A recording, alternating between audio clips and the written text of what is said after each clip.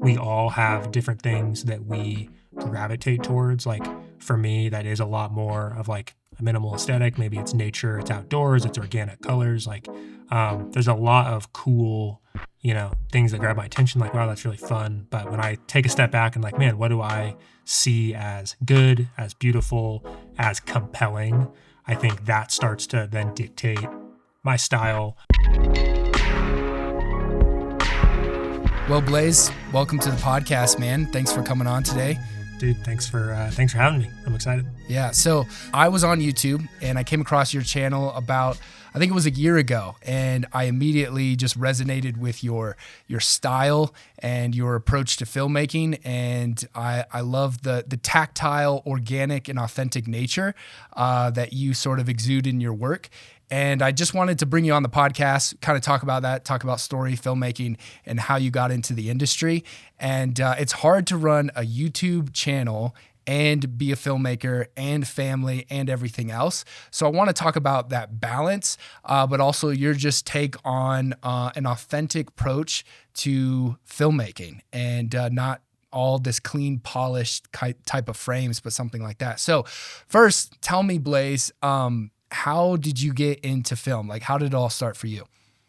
Yeah. So, going all the way back, I always kind of dabbled with cameras growing up. I feel like that's a common thing I've heard from other people, but my parents had point and shoot cameras lying around, a VHS camera. And I think I was always just like interested and intrigued. I found myself like trying to make short things. I think I had like, Windows Movie Maker on like a, old Dell laptop, and I'd sit there and mess with the text and try to make a stop motion video. So I think I just had a curiosity from a young age. I think getting into high school, there started to be a few opportunities to make videos for class projects. And I think I really just like hopped on those, and I could tell that I was like growing an interest. And around that time, I actually convinced my computer teacher at the time to let me do an independent study in video. And that had never been done at our school before. And he let me pretty much sit in the computer lab and learn Adobe Premiere. First time I, touched Premiere, and really just got to spend, I think, a few hours a week just doing whatever project he thought of. So really simple shooting, editing, stuff like that. And so, that was like really early on, but I think by the end of high school, I was just kind of known in my school to kind of be the guy that dabbles with video. I'd get roped into helping people shoot, random videos like for fun. And so, didn't own a camera all this time. So just dabbling, parents had point and shoots, but as far as like a professional camera, had nothing like that. And so transitioning into college, bought a used Canon T3i for $225.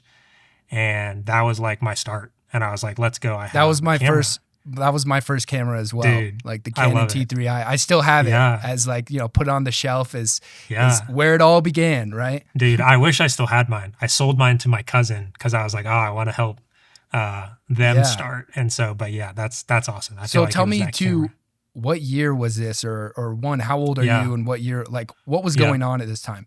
Yeah, that would have been 2017. So I graduated high school in 2016, transitioned into college that fall. And I think, so maybe it had been about a year, but had this kind was of been the in college. heyday of that like DSLR video. Like it was really, really taking off, the mirrorless cameras and all. Yes. So after that, you're probably like, okay, I'm getting good at this. Now I can make this a career. Was that your thought? Yeah, it was like a really slow transition. And so I think getting that camera, you start to be known in the friend group as, oh, you're the guy that like, you shoot photos and videos, and you're like, oh yeah, I guess. And I think the start was really like threefold for me. There's kind of three different avenues. So in 2018, so a year after I had gotten a camera, was asked to shoot a friend's wedding. It's a really common scenario. A lot of people do. Showed up with my camera and filmed a wedding. From there, you share it on social media, and I started to get inquiries for other people wanting me to shoot their weddings. And I was like, wow, I'm in college, trying to pay for school. So that kind of started at this time. At the exact same time, I got a job actually with my college for not the marketing department of the college, but the housing and dining marketing department. So it was just a marketing department over the dining centers and I think the residence halls, the dorms. And I got this hourly video job and pretty much used the gear that I owned. They had a few lights And I kind of started in this marketing office. Just, yeah, they would have projects for me. Go film um, this video at the dorm, you know. And so I think those two avenues kind of started to happen where, got an hourly job, making a little bit of money doing video. I'm like, this is fun. The freelancing thing starts through weddings. And then simultaneously, I was actually part of a Christian ministry in college that just needed social media help. I kind of jumped in and just did that for fun. And I feel like that was just like a world of, yeah, exploring, like learning. I had never really done something like that. And so it was more of like a passion project. I always think of that as the first thing that I was doing just because I wanted to. And so I feel like the path into then doing it more as a job was really those three things simultaneously. Like the hourly job, growing skills, shooting interviews, shooting B-roll, the freelance thing with weddings, and then the kind of passion project, just like going out, helping to promote this ministry, what we were doing, et cetera. Yeah. So So in those early days of learning this new skill, like what was it that drew you to video? Like was it part tech or part the emotional side of storytelling, or was one greater than the other? What was it for you? yeah, I think less tech, probably just the feeling of like being able to create something. I remember I went on a trip with friends and, this is a very common story to a lot of people, but kind of filmed the trip and put together a little video. And I think, just sitting on the other side of that and being able to like relive those memories, see those people, I think was really special to me. And so I think there was just something to the creating a story that I was drawn to. I have a music background, which we could spend a whole bunch of time talking Yeah. about, but grew up playing drums. And I think I just always loved the way that music and video, they kind of intertwine with storytelling. So probably like a mix of both, but I think, yeah, just kind of had a fascination for going out, creating something, Right. and kind of sharing it with other people. I feel like when people lead with the storytelling aspect of it, like the emotion of it, not just that it's cool or that it's techie or whatever, like you'll be look cool, with your friends, but that it's something more emotionally driven, then all it become like, I think those make for the best filmmakers. Right. Mm. And I think that's just a unique approach that I think there's other content creators out there, maybe on YouTube or elsewhere, that they're more just completely gearheads. They're completely, in the tech aspect of it. Yeah. But I think when you start with story first, then it makes you like a good filmmaker. And I would say it's just some people are naturally more gear related. Other people are more story driven. I don't think one's greater than the other. But I do think if you're going to call yourself, a storyteller or aspire to make a feature film, you got to start with that content first. You got to lead with story, and then the tech stuff comes in play. So it's really good to know that. Yeah. Yeah. And I feel like, just to encourage other people, I literally knew nothing. Freshman year of college, I took a beginner to photography class online at a community college, was learning aperture, shutter speed, ISO for the first time, had no idea what those things are. And my first videos, I was shooting with any gear that I had access to. I was using painting lights from Home Depot that my dad had in the garage. And like, I didn't know anything. I just pointed them at the subject, front lit, and was like, there's the light. And I think that is, kind of where I started. I kind of knew nothing, and you kind of pick up the gear and the tech and how to do it along the way. But I think I just had this desire to go create things with friends. And I think exactly what you were saying. So now you're going to be making this like, or fast forwarding, you're basically progressing, I assume, like the typical route of a freelance filmmaker is you're honing in your craft, you're getting clients, doing weddings, of course, and there's nothing wrong with weddings, but like you're growing and you're building. But at some point you're probably thinking of, okay, what is my voice? Like, what is the style perhaps, or where do I want to pivot? And I'm curious if you can speak into that, is like, what came first? Did your style and approach to having this like pleasingly aesthetic look, very organic, authentic feel, or just a different approach? What would you say about that? Yeah, that's a good question.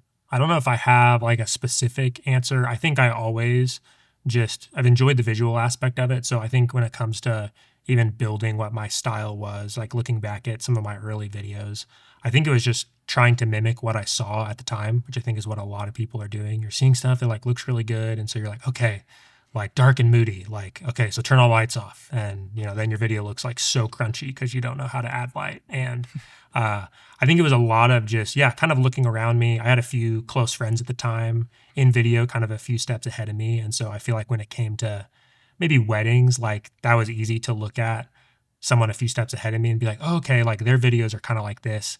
And I think I just, that maybe became easy to me seeing what videos I liked and trying to mimic, maybe, a slower pace or an organic style.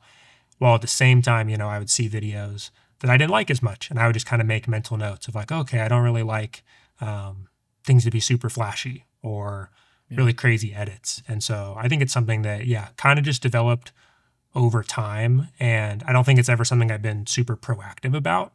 Hmm. Like figuring out my style, I think it's more of like just trying to create what I think looks good. And then, 6 months Yeah. later, you look at it and you're like, dang, that looks terrible. Because I've learned so much now. Yeah. But you kind of do that Yeah. over and over and over again. And you find yourself like, oh, I'm drawn to images that look like this. And Right. I like to light this way. So I think there's an important point here. Like when you're first learning, you are learning the technical skills, and it's okay to mimic. Like everyone wants to be original, especially when you're creating art. But it's okay to take a piece of the humble pie and say, I don't know everything. And I think every artist can do that at every stage of their journey. But there definitely comes a point where it's like a crossroads where you're like, okay, I could go down this route of being flashy or being, with these quick transitions or more clean and polished or something like that. Or I could go a different route. And I feel like it's hard to know what direction to go, especially when you see something online and you're like, wow, this is really cool and people like this stuff, versus listening to yourself and having the confidence to go with sort of the voice that's in your head. And I wondered if you could speak about that. Is there a challenge to developing your own voice as a filmmaker? I think for sure. I mean, definitely a challenge. And again, I don't feel like I've necessarily figured it out. I think, it's one thing to look around and see, all the different styles and a lot of different approaches, and they all in some way have something about them that is captivating. I think for me, and, this would be my advice to other people, is just take note of like what you find beautiful.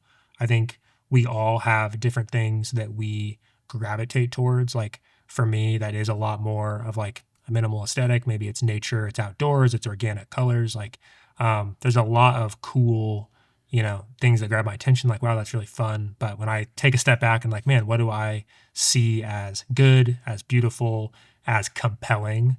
I think that starts to then dictate my style. I try to, think about what makes those, things compelling to me and then implement them in my work. So I don't know if that answers it specifically, but that's maybe just No, what that's comes good. to mind.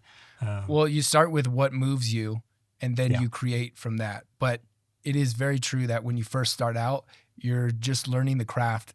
So, at such a young, immature, I guess, baby level, an infantile level, that you're growing in that. But there does come a point where it says, okay, now put your big boy pants on, and be your own voice. But at the same time, add to people that you really like.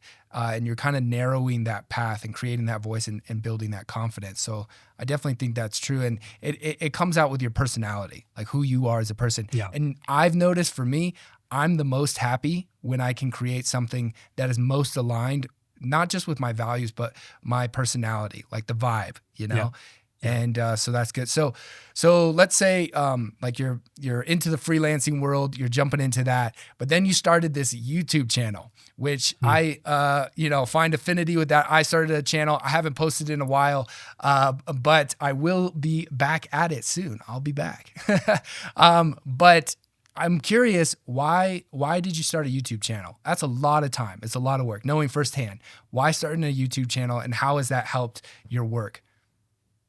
Yeah, great question. I'll start with the why. So, had a friend. He's on YouTube as well. His name's John Stambaugh. Other people know him, Fujifilm shooter. But we live 5 minutes apart. We're really close. He was an early mentor to me when I was getting started in video and shooting weddings.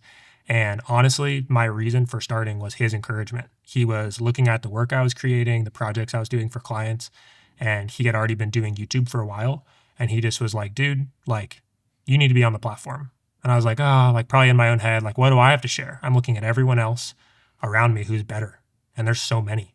And you can feel intimidating. And I think just through his encouragement, he just, kept bugging me like, dude, when's the first video coming out? Just get it out there. I think that honestly, I don't think if I would have been encouraged in that way, I would have seen how I had something to share, in comparison to. So honestly, that was kind of the beginning. It's like, okay, I have a friend in my life who's encouraging me to do this thing. He's seen a little bit of success. He's seen how it's helped his business. He's encouraging me. And so I think I just decided to start small. I didn't have any big like aspirations to like do YouTube. Like I'm going to post every week. Or I think I was like, okay, like I'll try it. And I think my first few, are just kind of trying it. I had gotten a new camera at the time from Fuji and I was like, I don't know. I guess that's something helpful to talk about because people might want to buy the camera. Yeah.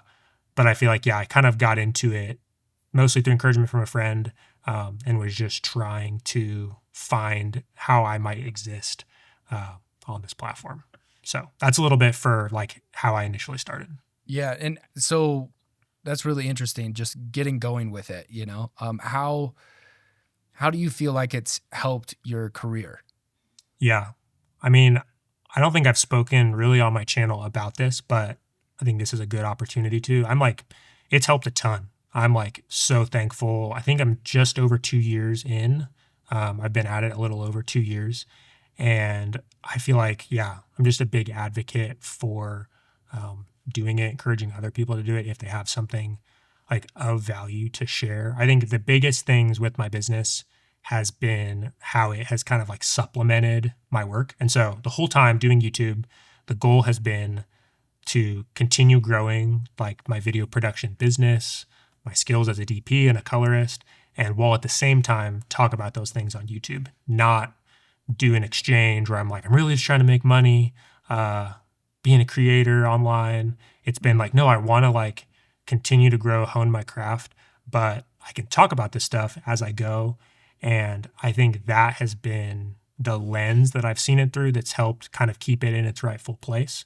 But it's provided, I mean, so much like to my business as far as like gear would be one. So, companies, that was new to me. I didn't know how any of it worked, but you kind of start posting and you might not even have a big following.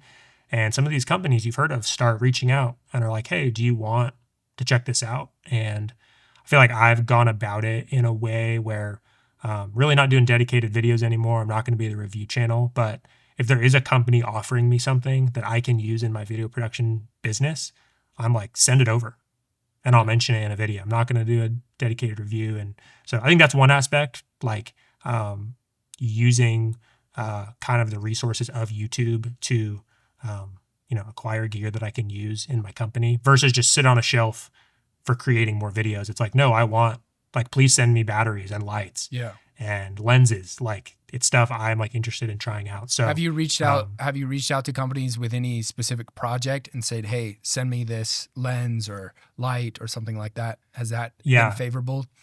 Yeah. Once you kind of have like a connect at a company, I found like if you don't have a contact and you just reach out on their website, really hard to get in touch. But once they've reached out to you, you've maybe done a video, you can then, you start to build a relationship, you can ask. So I think my most recent YouTube video was a music video. And I reached out to two companies. I wanted a gimbal for the project and was able to get a gimbal for the project, and then wanted a specialty lens, reached out to that company and they sent that over. And so that's been another thing. Once you kind of have that contact and you have projects coming down the line, as long as you negotiate it correctly and set expectations, they're like, hey, this thing isn't going to be done tomorrow, but I'll mention your product if and when, the project gets done, then it can be really helpful in that way as well. What about actually getting more work? Does it get new clients, or does it overall build your network, which builds your credibility? Can you talk about that? Yeah, that's a good question. I feel like I've heard like different answers to this question. I would say for me in particular, I think I've had 2 or 3 jobs that I know directly came somewhere related to YouTube. I've heard of other people having like way more. I think what I've seen, the 2 or 3 jobs that I did book through it, it's more like people doing their due diligence. So I think I got hired to DP this. It was a video for like a medical company. It's pretty simple, kind of roundtable conversation thing. But the guy on the call said, "Hey, I got your contact from so and so, but I went and I actually found you on YouTube and I already vetted you. And I know you already have all the gear that we need and you know what you're talking about. So we want to hire you." Nice. That has happened a few times. So I think for me, it's more been that. I don't think I've had a ton of like, a lot of clients I'm doing stuff for probably aren't watching the videos that I'm making on YouTube, but there has been other people in the video production industry who have been looking for a DP or a colorist and have kind of done their due diligence on me through Instagram, but then YouTube as well. Kind of seeing like, who is this guy? Yeah. Is he going to be able to like deliver? So So if you're a director or you own a video production company, which you would say you own sort of your video production company, but you freelance as a DP because other filmmakers are looking at other filmmakers. But what if you're sort of at the top of that sort of supply chain?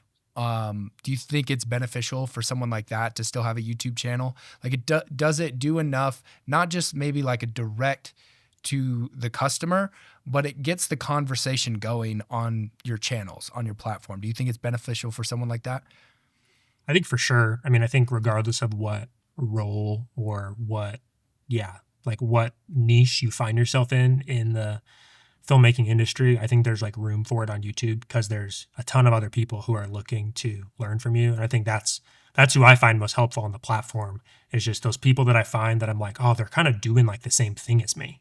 Uh, Yeah. plenty of people that aren't, but when you find those people that are like, oh, they're talking about, you know, this particular project or this particular struggle, I find that super helpful. So yeah, I think regardless if you're more just a hands-on like tech, you're a camera operator, I think there's like room for that. But I think the conceptual side of being a director, working with clients, negotiating, totally room for that as well. And I'm always on the look for people who are kind of in a similar world. Yeah. So like most people that are thinking about starting their channel, they're thinking like, getting money from the views, getting brand deals, Yeah. and all of that. But I think there's so many other like long-term results of relationships with people. Like I always say this, if you're not speaking, no one's listening. And I feel like Yeah. social media is a channel where you can speak, you can share your voice, your take on things. And if you have a lot of takes, a lot of opinions, or a lot of knowledge or skill in whatever area, but if you're not putting that out online, people don't know anything about you. So like Yeah. if you're not speaking, no one's listening. So I think that's like a really good point of like building your network. But now for more specifically though, you do Yeah. sell digital assets or Yeah. digital downloads and things like that. Yeah. I'm curious, like, cause you don't have to give us all the numbers and things, but Yeah. I'm curious, is that profitable? Is that something you want to keep growing? Cause you sell LUTs and other things, Yeah. presets. And I'm curious how that is going for your channel. Yeah, no, that's great. I was going to kind of hit on that next because I think that's another like key point in kind of the way that I'm choosing to do YouTube. And having spoken on my channel directly a ton, so I think this is a great opportunity too. So yeah, that was kind of my hope in starting my channel. I think I had hopes to monetize. I had hopes to, in some way, if I could make some type of money to supplement my work, kind of as an additional income stream, that would be awesome. I don't think I got into it like, oh, I'm just making the videos because I want to, which I think I've heard people on the platform saying that's awesome. I genuinely was like, I'm running a business. I have a wife to provide for. And, if I'm going to put time into this thing, I would hope to see some type of return in exchange for genuinely helping people. And so that's where like digital products came in. That was through kind of encouragement of my friend John, who'd been on the platform longer, selling LUTs. And that was something that I remember early on in video production feeling so confusing is just color grading. And you look at other people's work and you're like, Mm-hmm. how's it look like that? And then you shoot in your camera. And there's so many variables that you learn go into what the final image looks like. But I would say color grading for the longest time was this big mystery. And yeah, just so much frustrating time spent trying to figure it out and make something look better. And so I think I just had realized in getting on the platform, I'm like, okay, I've figured out how I like to color grade. It's not probably the most technically correct way. It's maybe not, I don't have like background as a colorist in a post house, but I like the way my images look. And I was kind of like, oh, like if I built something from scratch that is kind of what I'm looking for, maybe other people would be interested in that as well, specifically thinking about people who are younger than me, who have not been doing video as long and are maybe finding themselves in that same position. So I can't remember when I launched them in relation to starting my channel. I know it was early on, probably within the first like 10 videos, I think. And I didn't like plug them or like promote them super hard. I just started putting it in the description, maybe casually mentioning them because I don't feel like I want to just be the sales guy all the time, like selling people things. It's like, hey, if this would be helpful to you, go check them out. Try to be really honest with like how I created them, showing before and after stills, giving people all the information because we've all bought things that you buy Yeah. and you're like, this thing doesn't work like they showed it to me. So yeah, so I think from that aspect, that has been how I've monetized my channel. So I think at this point, yeah, I'm in the ads. I have AdSense revenue. There's affiliates, but by and large, like the income that I've been able to make from YouTube is probably 85% digital products. And all along the way, like I think I was like, oh, I probably have to have a big audience before I start like making money. And I think, with the way YouTube works and how, there's just all it takes is a few people who are interested that you're helping Yeah. to then start to create income. So yeah, it really quickly was like a few $100 a month. This is when I had, 2,000, 3,000 subscribers. I mean, was growing, but like small channel. Yeah. And just would casually mention them. And yeah, and then has grown to a point now where I think for the first year, I was like, okay, I'm literally not thinking about it. I'm going to make YouTube videos. I'm not even going to check the dollars coming in. I'm not going to like consider it in my spreadsheet of like how much money my business is making. It's literally all just like, I don't care, but I'll keep an eye on it. I would say kind of like going into year 2 and kind of now like the tail end of this year, it's like to a point where it's like, oh, this is now something that is worth thinking about, continuing to put time towards. And so to give like specifics, because I don't mind, I think that's helpful.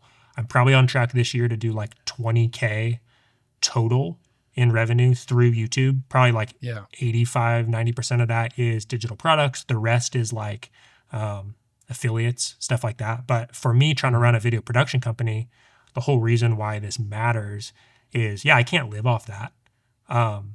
But having that as a little bit of a cushion where I don't feel as concerned about Yeah. maybe quoting a project more aggressively. Because if I miss out on it, that's okay. Right. I've got multiple income streams going on. So that's been the biggest thing for me is just in pursuing And it. right now, like you just hit or you're bouncing around like 10,000 subscribers. So like when you started the year, do you remember where you were at? Yeah, I think I was at like 4, maybe. Did 3 you or have 4. did you have any videos? Well, you had to have some videos just like really take off. Did you have any one particular video? Yeah, I feel like I haven't had like one that has really gone crazy. Like honestly, if you go look at my like channel growth, like the graph, it is like super steady. But that's a good I, thing for longevity, I know. right? Is to stay Yeah, and consistent. like Yeah. yeah, and I like tried to find my own style and like not just making clickbaity things and like trying to like game the system to get a viral video. Like I want people to find the channel, find value, and stick around because of like not just that video, but like, oh man, this guy's making stuff that whether I watch this one that I may or may not be interested in, like, oh man, there was something in there that was of value. Like, Yeah. just one little thing he said or one thing I saw. And so it's been really steady. I think the biggest like videos on the channel are probably related to like camera gear.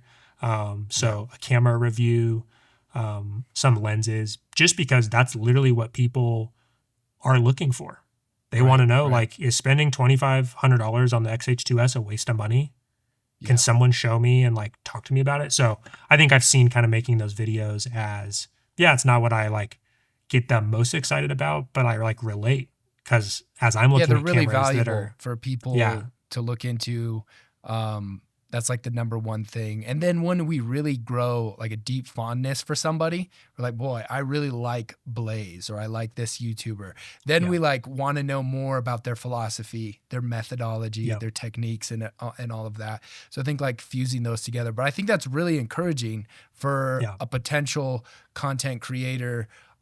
who's like, maybe they're like, I don't want to play the game of content creation. I don't want to get sucked in as Yeah. maybe a YouTuber, whatever that is. It's Yeah. just that I've got to pay some bills, but I also don't want to just be a slave to clients, I guess, all the Yeah. time. And it's funny, everyone starts a business for freedom and independence, but everyone's still working for somebody. And Yeah. being a YouTuber and selling your own digital content, you're really at the top of the ladder there. Yeah. And like continually growing that. And the biggest encouragement is that you're doing it with like basically 10,000, subscribers or under. And Yeah. so that that credibility is even there with a decent, like it's a decent audience for a filmmaker, because filmmaking is a niche on YouTube. Yeah. So like that's still good, but we're not talking like 100,000 subscribers and No, like, yeah. okay, now my bills are paid. Yeah. That would be nice, right? But And but I you think can do it. that was always my perception, was that, yeah, like it's Yeah. only the guys that are the biggest names that are making any like meaningful amount. And because I've met people that have way larger followings than me and are shocked by what I'm making. They're like, Yeah. what? Like, how does that work? And I think that's like the last thing I'll add to kind of that conversation is just like doing it in a way that is different than everyone else, like does stand out. And that's always been my thing. Like the way that I'm going to approach this, hopefully, is a little bit different than, things around me. I'm not the like sales guy, like in your face, like my video, comment, subscribe, like buy my product. I think I've just tried to go about it more casually, just genuinely being like, hey, I think if you guys want to know how I color graded this real client project that you may or may not think looks good, here's what I used. And, kind of do some videos on that and showing, kind of demystifying the process. And we just encourage people, like if you're thinking about starting a channel, like selling something, first of all, just make sure the product's good, because then you don't feel weird about pushing it. If you're trying to sell something that is, something you spent 5 minutes on, like, Right. yeah, then it's going to feel like salesy. But I think creating a product that's like genuinely valuable, good, is helpful. And from there, like implement it into the videos you're making, share it with people. I think you can't really go wrong there. So do you feel like, there's YouTube, but then there's your other streams of income, your business, your freelance business. Do you feel like there's a stress there of always thinking about where the next job is going to come? And how do you manage that balance of trying to pursue growth in your business, but also maintain healthy relationships with your family, but also yourself? Yeah, it's definitely a struggle. I mean, it's always a challenge trying to figure out that dance. Last November for me was like incredibly slow. It's probably the first like time in my business I had hit a genuine, like, I don't know where the next job is coming from. I might have some in January that I've heard about, but like no one signed a contract. And I think last November, December was like quite slow.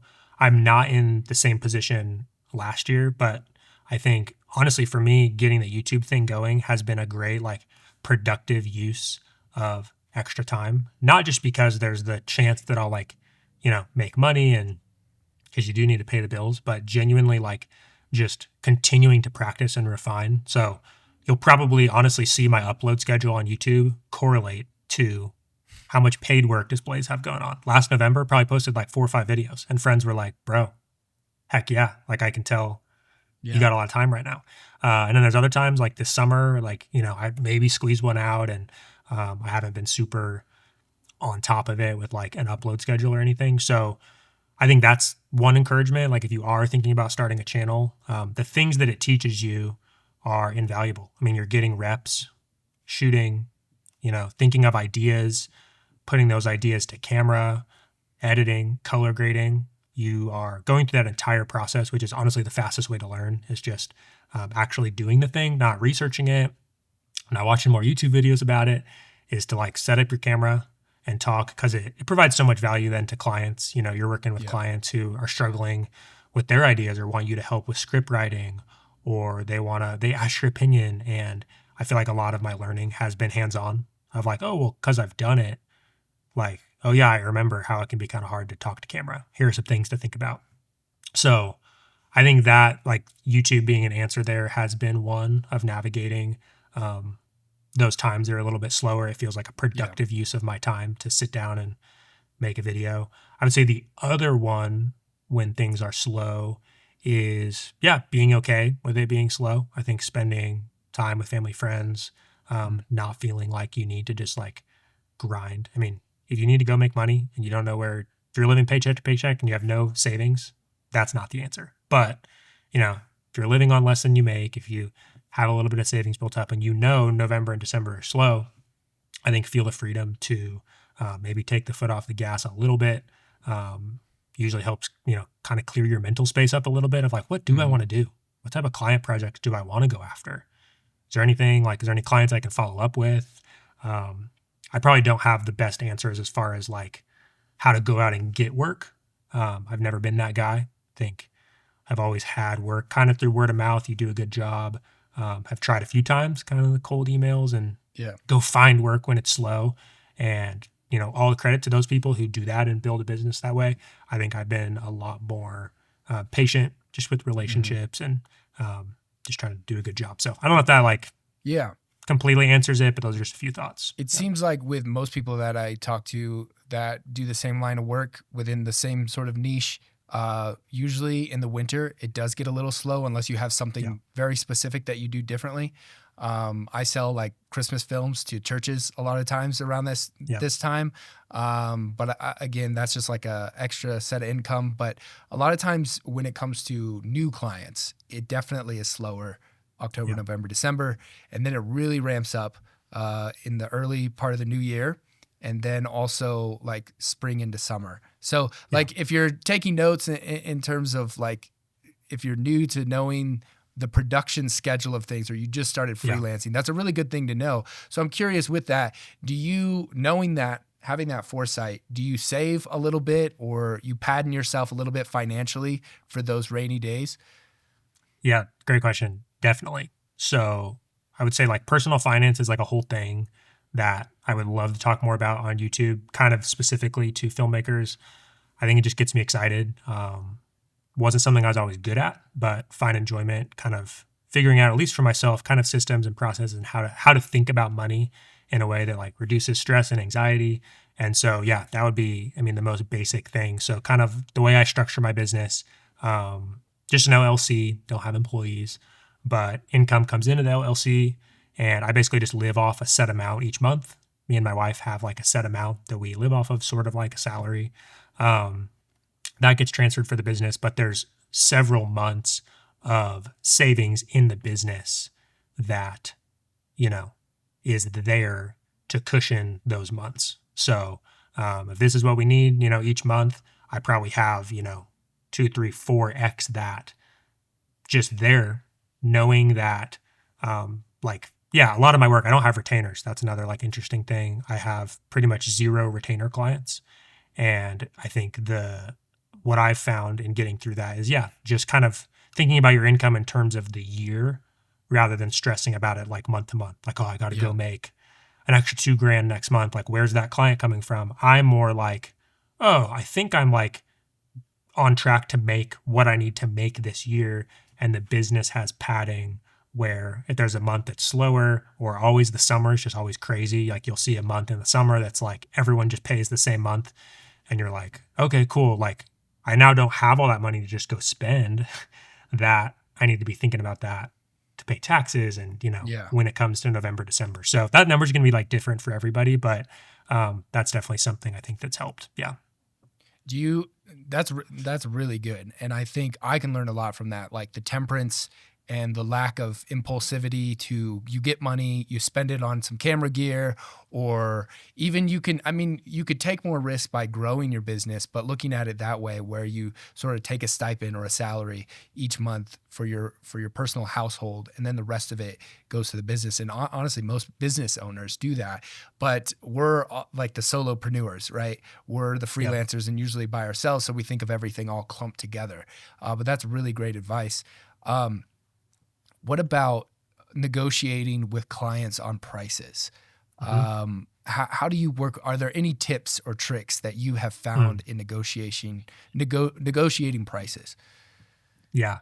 I'm definitely not the best in this lane. Like I could probably point people to other resources on YouTube, people who are like really in the weeds with pricing psychology and sales tactics. And I feel like that actually has been something the last 6 months that I have been putting more time in, just watching some other videos, trying to learn how other people go about that. I think, I mean, the thinking more about beginners, I'd say some of like the easiest things are just start to know like what you're worth. And what you're worth is hard to figure out at first, but you can find it by asking other people, and it's sort of determined by like what people are willing to pay. And so, as you're starting out, like just trying to have an idea in your head Like a of, day okay, for rate, me, right? yeah, for me to come out and Yeah. shoot, like, here's my day rate. And so when I'm negotiating with clients, that's always like the starting point. So I'm never going to do hourly. It's always project based, trying to come up with a amount that feels fair for the project, the amount of work. And I'm on the back end just trying to kind of run all my numbers and see, how many days is this going to take? Like, and so I think the more that I've done that, you just start to learn, okay, they want, like, we're going to be able to shoot everything in one day. Maybe there's going to be like a half day of like pre-production kind of meetings, just talking about stuff. Who knows? But like probably. Yeah. So like trying to budget for that, and then trying to think about the edit. Like, if I do the edit, how many days is this going to take me sitting down? Yeah. And that starts to like get a number in my head of where I think the project works. And then I think the biggest tip for just, negotiating that with clients is asking them. Right. One that I used recently that I feel like is super helpful is talking to the client when it gets to the budget conversation, hopping right into it and saying, hey, so there's like a $5,000 or a $10,000 version of this project, and there's a $50,000 version of this project. The way video production works is the more money that you invest in this thing, the more that we can do. That is not just the amount of time we spend on it, but that's how we can approach, pre-production and planning, maybe hiring crew, maybe getting a better location, etc. So I usually just try to paint the picture for them that there is no set rate. And like depending on the client, they will have the hardest time Yeah. reconciling that. But like I think as you grow, like clients are pretty used to that. And so then they will most likely have thought of a number of like, oh, we have like $5,000 for this project. Then in your brain, what I would do, if it's above your threshold where you're like, I would do a project for 5K, Yeah. you can then tell them what 5K gets them. And so that's where everyone's rates are different. But, hey, for your budget of like 5K, here's what that would look like. We're going to shoot it in one day. The edit's going to be this long. And if they Yeah. want to add a bunch of stuff on top of that, that's where you start having the budget, the conversation of like, we can totally do all those things. We're going to have to like spend money to do those things, but I think we could, still do an awesome project at this rate. So that's the biggest Right. thing. Just trying to always ask them and It's get always them to share that number. in the wording too. I've learned that, Yeah. and you Yeah. you can only really find that through experience, or even write some things down for yourself, like like Mhm. almost not a script, but just like, hey, here's my liner when we get to the budget, because you don't want to sound real desperate either, Yeah. because then they have the upper hand in the negotiation. And then if you just ask a price, a lot of times they say either I have no idea what this costs, but that's a really good way to lead. Like just start throwing out some numbers and say like, that's a really good point of like, here's a version here we could do, or we could do this. What do you feel comfortable in spending? What do you feel like, oh, okay, we're at the like $10,000 level for this project. Okay, we could definitely make something really good for you. And then creating that proposal, going back. I think there's like a whole nother episode that we could create about like negotiating prices with clients. Yeah. Cause I know some DPs that are like, that's all they do is just DP work. Yeah. And they just have their rate. Maybe it's $2,500. Like they're pretty decent DP, and that's all they do. And they'll do, several, I guess, shoots a month. But you're doing editing, you're pre-production planning, you're the DP, you're everything. And so you have to consider that. It doesn't mean, okay, now we're $5,000 a day, but it just depends on the shoot. And you've got to look at the project in a holistic sense, and not just like we're hiring one DP and that's your rate. But those are some really good points, I think. Yeah. For sure. And last thing I'll add, just last like note, I think that can be helpful is like once then the number that they're around, then present them with options. So, most of the time it's not a fixed rate. Like usually there's wiggle room. So a common thing I'll do is just maybe give them 2 or 3 options and say, hey, for the rate that you said, here's what it would look like. if you wanted to invest a little bit more, here's Yeah. what that would look like and why I think it would add like value to the project. And that's something I'll run those ideas by friends, other people in the industry. I have a friend in Tennessee, was literally just texting him today about pricing, just like, dude, what do you think about this? And he'll do the same for me. And you can kind of give feedback like, oh, dude, like, I think that's a solid proposal. Like, I think they'd be stoked to get the more expensive option because you're providing a Yeah. lot of value. So that's the last thing. Like, once you Packaging have, your offer is so good. I try to do that with yeah, clients all the time. Yeah, that's a really good tip there, is don't just give them a yeah, flat rate, and don't say, I'm learning this too, because I like to make things happen and I want to get the job. Don't say yeah, this in the email. Hey, we're flexible with like I mean, you could say that, it's fine, but then people are always like, okay, you're the desperate one how here. flexible. What can I get Yeah, out of you? Yeah. We're yeah, flexible with your budget. Like, just be confident of your budget yeah, that you're giving them. You had the conversation, write up the proposal, give them 3 different packages or whatever, and then send it over and say, I'd like to know what you think. Or even before you send it to them, jump on a call with them and say, hey, I've yeah, got the proposal ready. Let's go through this together. I'll walk it through exactly. with you, all of that Yeah. stuff. But I was going to say, yeah, just waiting to do all that. Like in your first meeting with the client, trying to figure out that number and that range is super important to kind of yeah, qualify them. Like, because no one wants to put time into a proposal and all these calls if the client's just like not there. And I've had several of those and they're frustrating where you get to the end and you're like, there's really just no world where like we can work together because like your expectations are like through the moon for what you're wanting. And I'm feeling like you're kind of even underpaying. And so those are the clients, early on, it's better just to try and figure that out.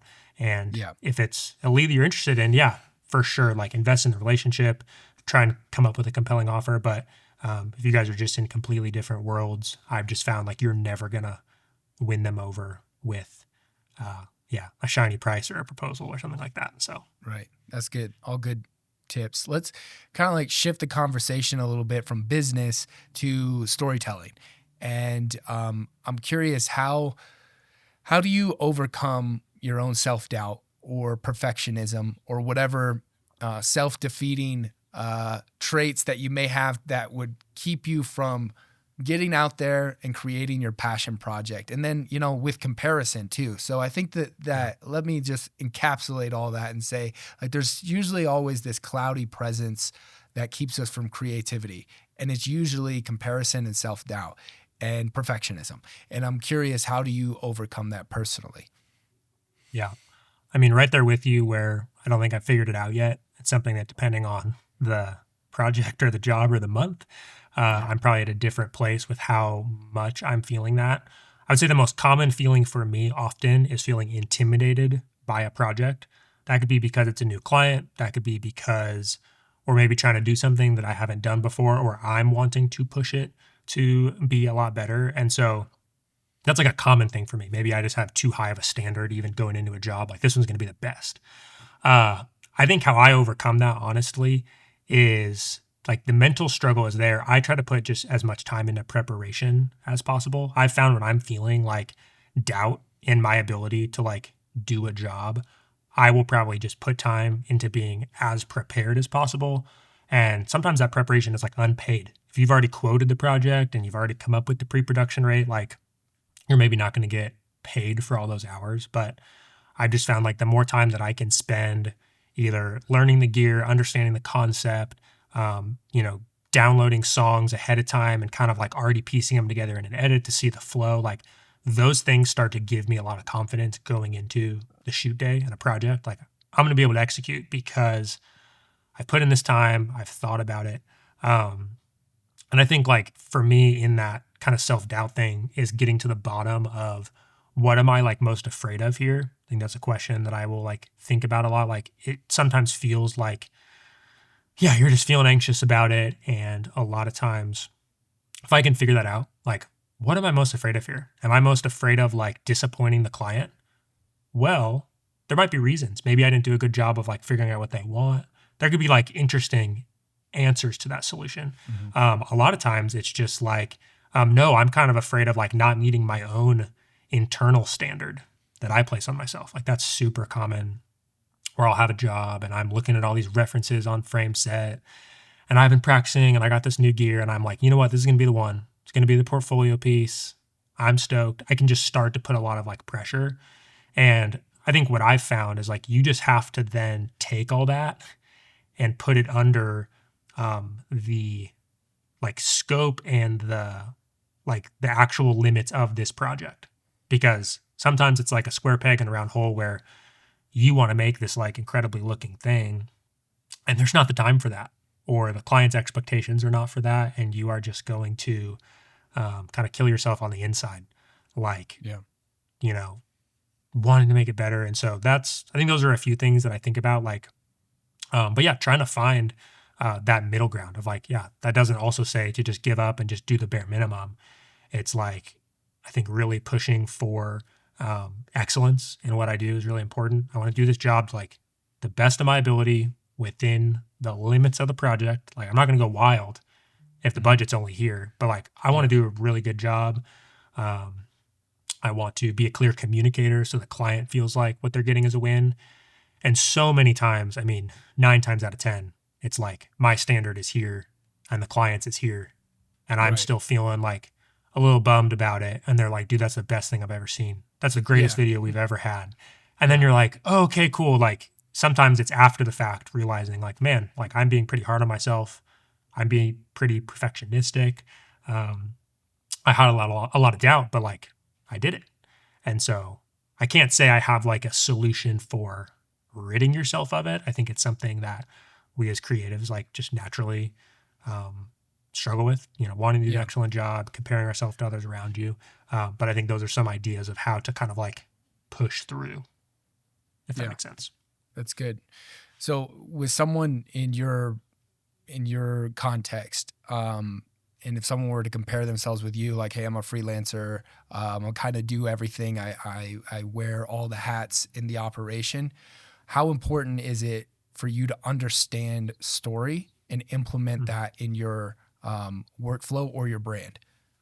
Yeah, I think super important. The bulk of my work is kind of in this documentary lane, not making documentaries for Netflix, but it's kind of approaching brands, corporate clients, nonprofits from this storytelling aspect. We're trying to make something that's not just like the generic music you've heard all the time and just saying the talking points with the glazed over. Like, we're trying to make something that's compelling here that resonates. And so I think storytelling is that piece that, you know, helps it go from maybe just being kind of boring, or the status quo, to like, oh, we actually made something like unique and special here. Because every brand, every client, every company has a different story, different goals, different things that they're good at. And so a lot of times I'm just trying to figure out those things ahead of time and learn, like, why are you guys different? Like, yeah, Yeah. fill in those gaps for me. Like, we're making this video to promote you guys, but like, help me on that. And a lot of times with the way my brain works, I need to know those things ahead of time. And that'll inform how I, interview the subject, the questions that I ask. I'm trying to, you can go do deep dives on like basics of storytelling, but, any good book, any good story, there's a flow to it.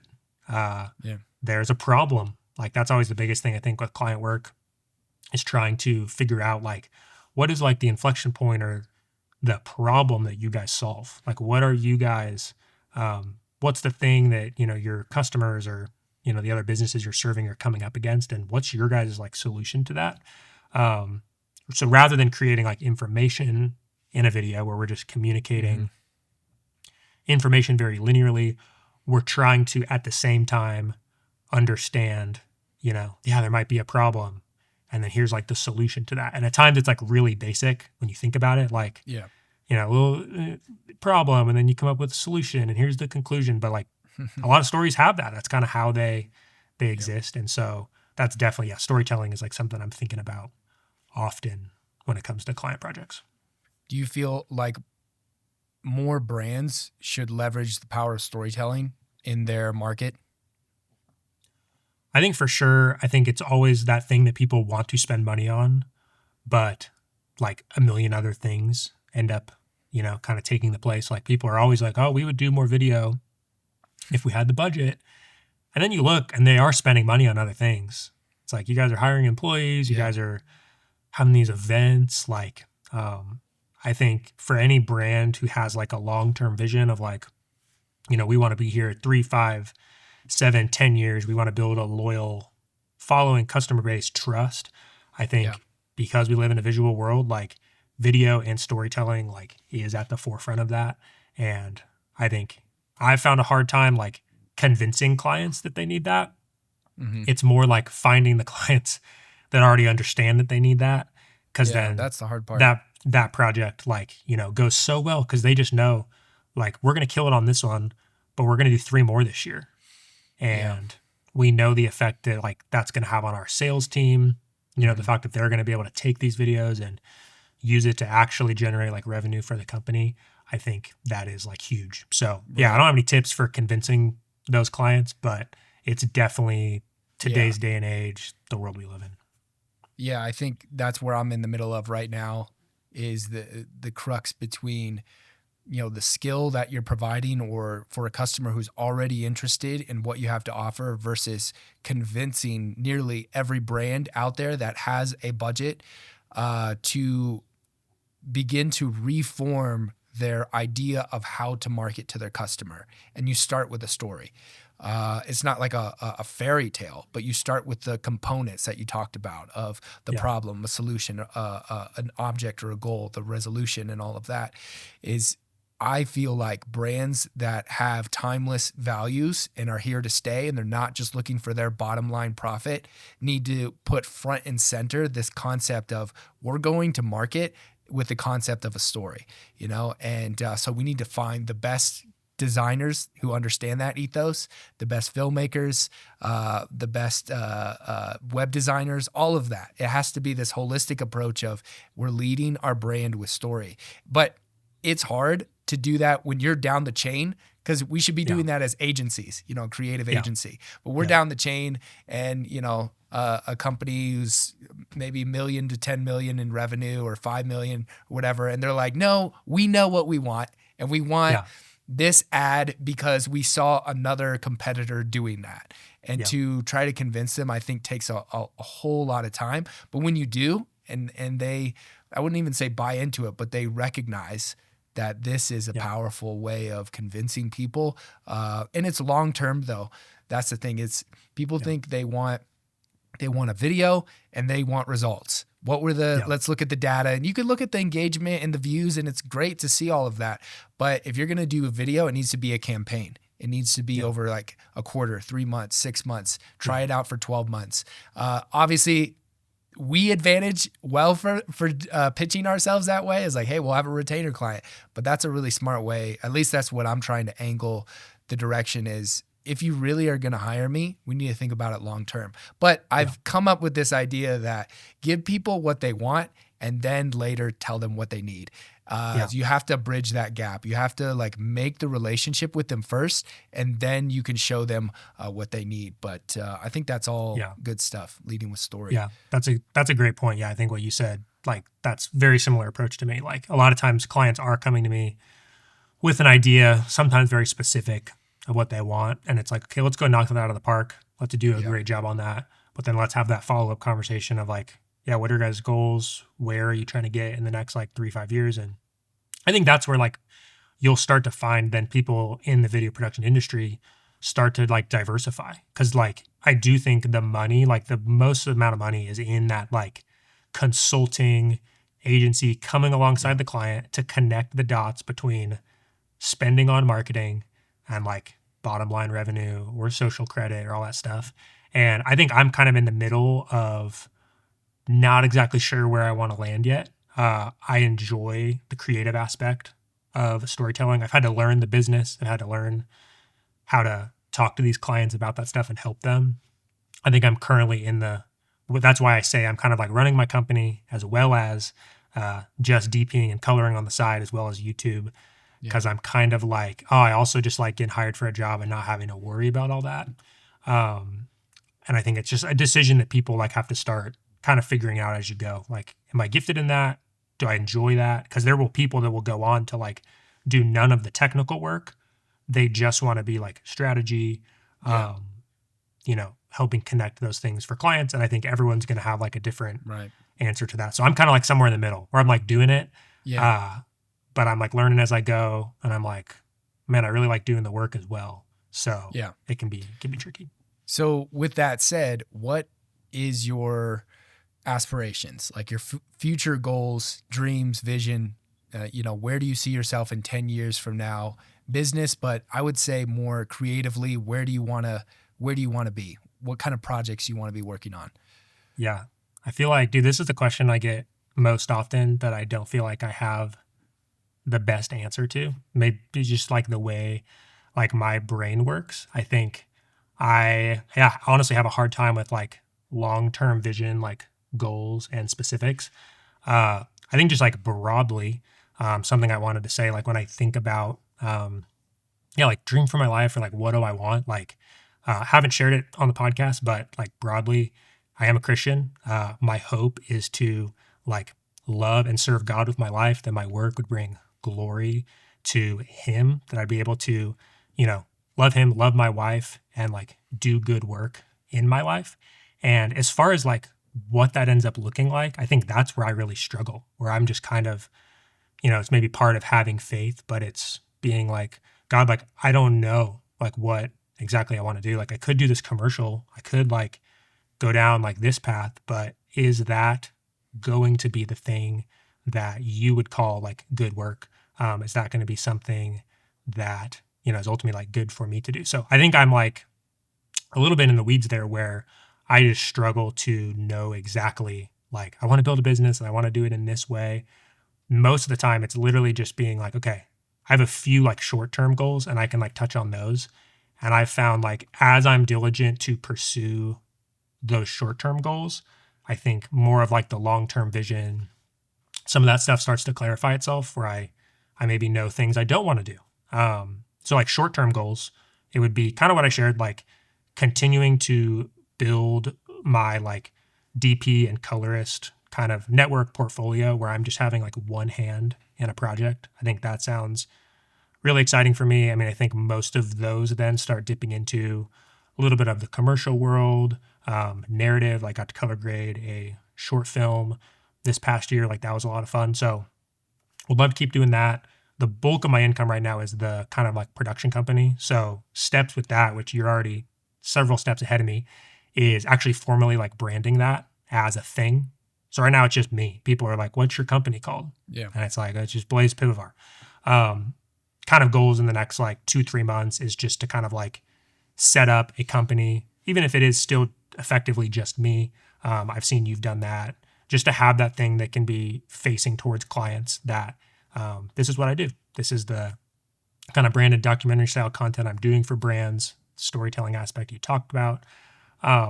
So that would kind of be like just on my to-do list of like, I need to do that. Because it's just getting to the point where that's helpful. And then it would be kind of funneling all that into YouTube. So talking about those projects, Right. leveraging relationships with brands to help me do those projects better with better gear, et cetera. So those are like some like short-term things. Like it's not going to be something that I get done tomorrow, but I've just found like that's kind of the way my brain works is I'm like, I just want to do a good job with what's in front of me today, like steward that well. And, I don't know what's on the horizon. I don't know if COVID's on the horizon, or if something like COVID's on the horizon. Like, I don't know. Like, I don't want to build a business that's just like my idea. I think I just kind of take the patient process, do good work, and it kind of works itself out then as I go. So, I think that's good. The takeaway from that for me is, pay attention to the short-term goals too. I think the long-term goals will sort themselves out if you just get to work today. My fear is always that I'll miss out because we're always on a journey, on a road. And if you get on the wrong road and it starts going just slightly off a little bit, you'll end up very far from where you actually want it to be. So I do think it's good to always ask yourself, what do I want? Or in your case, like what does God want? Where's that object? And if you don't know, that doesn't mean not to do anything at all. And I think that's where people are like, well, I don't know, so I don't know what to do. But like, get to work. If you're passionate about the things in front of you, do that. And I think that's the best way of approaching it. So, well, Yeah. Blaze, I really appreciate all the tips, man, from business, YouTube, for your passion for storytelling and filmmaking. And I think your future looks really bright and really exciting. And so I'm excited to keep learning from you on YouTube. So if you're watching this now, you can check him out on his YouTube channel, check out his LUTs. And also I'm sure you're on Instagram as well. Is there anything else or anywhere else that you'd want other people to find you at? I think that's it for now. Yeah. Instagram, Okay. YouTube, most present on YouTube. Instagram's really just sharing completed work. I'm not very active on there, but share things occasionally. But yeah, YouTube. And then, yeah, feel free to connect just through like my website. Been doing more and more mentorships for people that have questions. So Right sometimes you on. just need someone who's doing the style of work that you're doing or is like 2 steps ahead of you to just tell you, dude, what should I charge for this project? Or like, Yeah. how do you structure your finances? And like, I want to create more of those videos on YouTube, but it's just so hard because there's so many video ideas and there's so many nuances to people's like journeys. And my Yeah. answer would be really like person specific. So that'd probably be the last thing I would say. Yeah, like if you're interested in learning more, I'd love to be an open book. I think people can find the link to kind of how I structure mentorships through my YouTube, but through website if that would be of interest. But dude, thanks for having me. Sweet. I like had a Yeah. great time. This is my first podcast ever, so I've Awesome. never Awesome. been on one. So hopefully, like Right on. something I shared was helpful. Don't claim to have all the answers, but super Yeah. honored that you would ask, and would just hope that people would yeah, find some takeaway, even if it's just a really simple idea or getting to hear me talk more long form, less Yeah. polished. Well, I Yeah. really appreciate it. Thanks for taking the time. Thanks for coming on, Blaze.